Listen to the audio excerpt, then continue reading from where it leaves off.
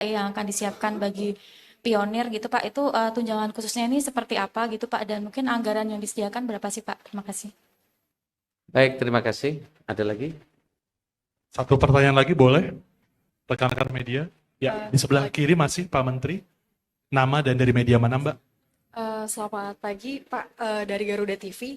Dari mana, bertanya, Garuda TV. Oke. Izin bertanya untuk, tadi kan ada target fresh graduate ya, untuk pengisian ASN 600.000 dan nanti akan dipangkas menjadi 200.000. Kira-kira apa pertimbangannya untuk fokus ke fresh graduate, dan kira-kira syarat detailnya apa nih Pak, untuk bisa diinfoin ke teman-teman fresh graduate?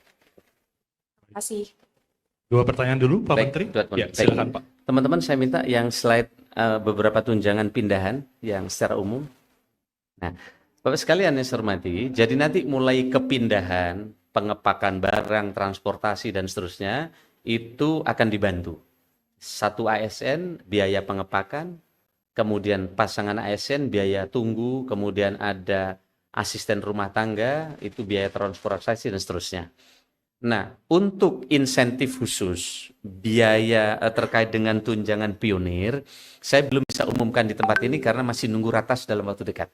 Tapi kita sudah simulasikan secara lebih komprehensif. Oh, kalau ini kan beda-beda. Ada kementerian lembaga yang tukinnya masih 80%. Ada yang tukinnya 70%.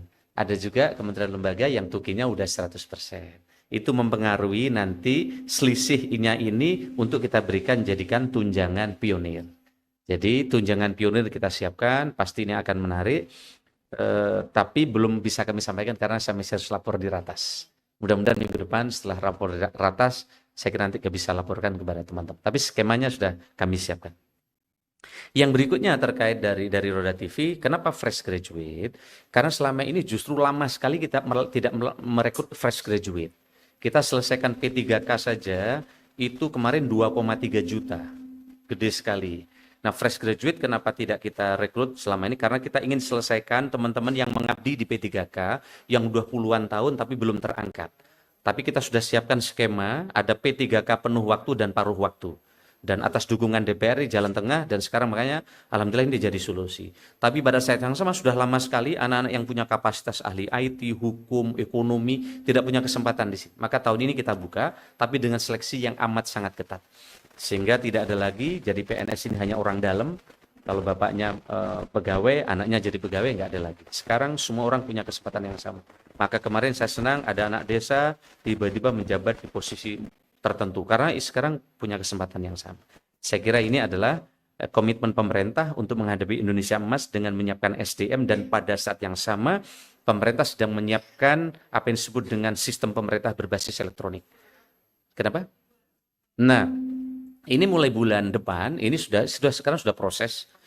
Formasi sudah ada, sekarang sudah kita koordinasi terus, tapi kita akan pelototi. Kadang KL tuh nakal, yang diusulkan formasi yang justru nggak diminta ke IKN. Kalau nggak ada kita kembalikan. Maka siang nanti setelah ini kami akan zoom dengan BKN, saya minta dipelototi lagi kementerian lembaga berapa yang sudah akan dimasukkan ke IKN. Nah kalau enggak nanti hanya untuk kantor di Jakarta, padahal kita ini harus menyiapkan formasi ke IKN.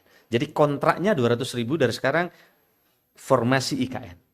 Tapi menarik, kemarin saya dapat dari Pak Basuki, anak-anak muda PU yang sekarang di sana, katanya Pak Basuki nggak mau pindah ke Jakarta.